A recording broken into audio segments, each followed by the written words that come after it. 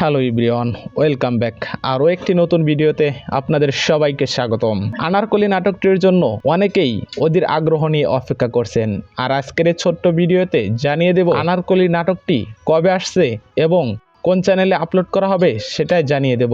So বন্ধুরা, বেশি দেরি না করে চলুন শুরু করা যাক। আনারকলি নাটকটি বাংলা নাট্য জগতের নতুন একটি রোমান্টিক চমক হতে চলেছে।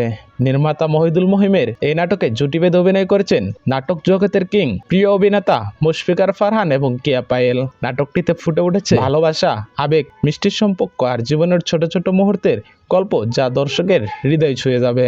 এখন জানিয়ে দেব নাটকটি কবে আসছে। নাটকটি পহেলা বৈশাখ 14 তারিখ বিকেল 3টার দিকে সিএমবি ইউটিউব চ্যানেলে আপলোড করা হবে।